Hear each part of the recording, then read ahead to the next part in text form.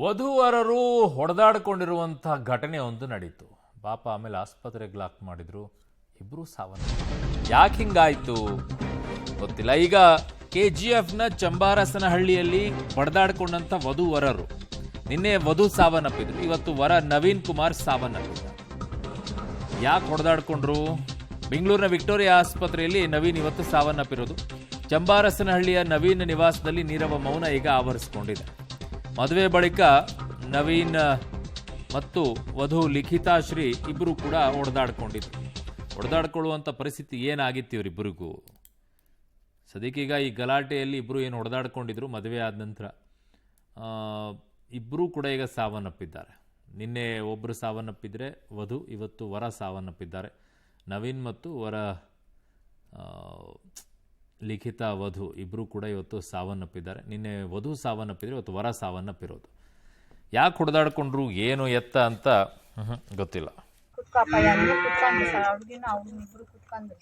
ನಾನು ಟೀ ಮಾಡ್ಕೊಬಂದು ಕೊಟ್ಟೆ. ಅವ್ರಿಗೆ ಅವನಿಗೂ ನಮ್ಮ ಅಪ್ಪಗೆ ಹುಡುಗಿ ಪಕ್ಕದ ಮನೆ ಹುಡುಗಿ ಕೂಡ ಬಂದಿದ್ವಿ ಸರ್. ತಲ್ಬಾಷ್ ಅವ್ರಿಗೂ ಒಂದು ಗಸ್ಟಿ ಕೊಟ್ಟೆ. ಕುತ್ಕೊಂಡಿದ್ರಿ.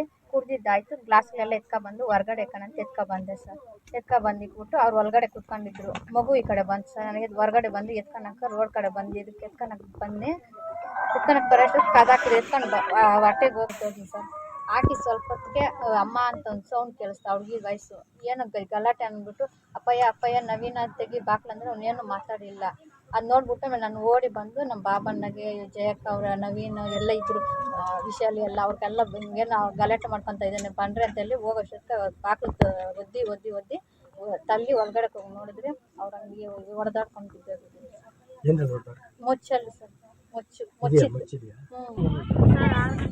ಮದುವೆ ಮಾಡ್ತೀವಿ ಸರ್. ಅವ್ರಿಗಿಂತ ನನಗೆ ಆ ಹುಡುಗಿನೇ ಬೇಕು, ಆ ಹುಡುಗಿ ಇಲ್ಲಾಂದರೆ ನನಗೆ ಬದುಕಲ್ಲ, ನನಗೆ ಮದುವೆ ಮಾಡಿ ಅಂತ ಹೇಳ್ತೀವಿ ಸರ್. ಆಯ್ತಂತ ಆ ಹುಡುಗಿ ಅವರ ನನ್ನ ಸಹೋದ್ಯೋಗಿ ಈಗ ರವಿ ನನ್ನ ಸಂಪರ್ಕಕ್ಕೆ ಸಿಗ್ತಾ ಇದ್ದಾರೆ. ರವಿ, ಏನಕ್ಕೋಸ್ಕರ ಈ ಗಲಾಟೆ ಆಗಿದ್ದು? ಏನಾದರೂ ಇಬ್ಬರ ನಡುವೆ ಎಲ್ಲಾದರೂ ವೈಮನಸ್ಸು ಒಂದು ಕಡೆಗಿದ್ರೆ ಮಚ್ಚತೋಡು ಹೊಡೆದಾಡೋ ಮಟ್ಟಕ್ಕೇನು ಹೋಗೋದಿಲ್ಲ. ಬಟ್ ಯಾತಕ್ಕೋಸ್ಕರ ಇದು ಅಂತ? ಖಂಡಿತ ಅರುಣ್, ಈಗಾಗಲೇ ಸಾಕಷ್ಟು ಕುತೂಹಲ ಮತ್ತೆ ಏನು ಒಂದು ರೀತಿಯ ಯಕ್ಷ ಪ್ರಶ್ನೆಯಾಗಿ ಉಳಿದಿರ್ತಕ್ಕಂಥದ್ದು. ಬೆಳಿಗ್ಗೆ ಮದುವೆ ಆದವರು ಸಂಜೆ ಯಾಕೆ ಕೊಲೆ ಆದ್ರು, ಜೊತೆಗೆ ಯಾಕೆ ಮಾರಾಮಾರಿ ಮಾಡ್ಕೊಂಡ್ರು ಅನ್ನೋಂಥದ್ದೇ ಸದ್ಯಕ್ಕೆ ಈಗ ಕುತೂಹಲ ಕೇಳಿಸಿರ್ತಕ್ಕಂಥದ್ದು. ಅಂದ್ರೆ ಬೆಳಿಗ್ಗೆ ಮದುವೆ ಆದಂತ ದಂಪತಿಗಳು ಸಂಜೆ ಪರಸ್ಪರ ಮಾರಾಮಾರಿ ಮಾಡ್ಕೊಳ್ತಾರೆ ಅಂದ್ರೆ ಇದಕ್ಕೆ ನಿಖರವಾದ ಅಥವಾ ಸಾಕಷ್ಟು ಏನು ಕಠಿಣವಾದ ಒಂದು ಕಾರಣ ಇರಬೇಕು ಅನ್ನುವಂಥದ್ದು ಸದ್ಯ ಕುಟುಂಬಸ್ಥರಲ್ಲಿ ಎದ್ದಿರುವಂತ ಮಾತು. ಆದ್ರೆ ಇಬ್ರು ಕೂಡ ಅನ್ಯೋನ್ಯವಾಗಿ ಇದ್ರು, ಪರಸ್ಪರ ಒಬ್ರಿಗೊಬ್ರು ಇಷ್ಟಪಟ್ಟೆ ಮದುವೆ ಆಗಿದ್ರು. ಆದ್ರೂ ಕೂಡ ಬೆಳಗ್ಗೆ ಮದುವೆ ಆದವರು ಸಂಜೆ ಹೀಗೆ ಒಂದೇ ಮನೆಯಲ್ಲಿ ಹೀಗೆ ಮಾರಾಮಾರಿ ಮಾಡ್ಕೊಂಡಿರ್ತಕ್ಕಂಥದ್ದು ನಮಗೂ ಸಹ ಗೊತ್ತಿಲ್ಲ ಅನ್ನುವಂಥದ್ದು ಇಬ್ಬರು ಸಂಬಂಧಿಕರ ಮಾತಾಗಿರ್ತಕ್ಕಂಥದ್ದು. ಈಗಾಗಲೇ ಏನು ನಿನ್ನೆ ಲಿಖಿತಶ್ರೀ ಮೃತಪಟ್ಟಿದ್ರೆ ಸಂಜೆನೆ, ಇವತ್ತು ಬೆಳಿಗ್ಗೆ ನವೀನ್ ಮೃತಪಟ್ಟಿರ್ತಕ್ಕಂಥದ್ದು. ಚಿಕಿತ್ಸೆ ಫಲಕಾರಿಯಾಗದೆ ಬೆಂಗಳೂರಿನ ವಿಕ್ಟೋರಿಯಾ ಆಸ್ಪತ್ರೆಯಲ್ಲಿ ಇವತ್ತು ನವೀನ್ ಮೃತಪಟ್ಟಿರ್ತಕ್ಕಂಥದ್ದು. ಈಗಾಗಲೇ ನವೀನ್ ಸಂಬಂಧಿಕರನ್ನು ಕೂಡ ನಾವು ಮಾತಾಡಿದಂತ ಸಂದರ್ಭದಲ್ಲಿ ಇಬ್ಬರು ಸಹ ಪ್ರೀತಿಸಿ ಪರಸ್ಪರ ಅವರೇ ಬೇಕು ಅಂತ ಮದುವೆ ಆಗಿದ್ರು. ಯಾವುದೇ ವೈಮನಸ್ಸು ಅವರಲ್ಲಿ ಇರ್ಲಿಲ್ಲ. ಆದ್ರೆ ಯಾಕೆ ಈ ರೀತಿ ಆಯ್ತು ಅನ್ನೋದು ನಿಜಕ್ಕೂ ನಮ್ಗೆ ಗಾಬರಿ ಆಗಿದೆ, ಆತಂಕ ತಂದಿದೆ. ನಮಗೂ ಕೂಡ ಸಾಕಷ್ಟು ಕುತೂಹಲ ಇದೆ ಅನ್ನುವಂಥದ್ದು ಸದ್ಯ ನವೀನ್ ಸಂಬಂಧಿಕರು ಜೊತೆಗೆ ಅವರ ಅಕ್ಕ ಅಂದಿರ ಮಾತಾಗಿರ್ತಕ್ಕಂಥದ್ದು. ಇನ್ನು ಲಿಖಿತಶ್ರೀ ಅವರ ಕುಟುಂಬಸ್ಥರು ಹೇಳುವ ಪ್ರಕಾರ ಅವರ ಅಜ್ಜ ನಿನ್ನೆ ಮದುವೆಯಲ್ಲಿ ಭಾಗಿಯಾಗಿದ್ರು.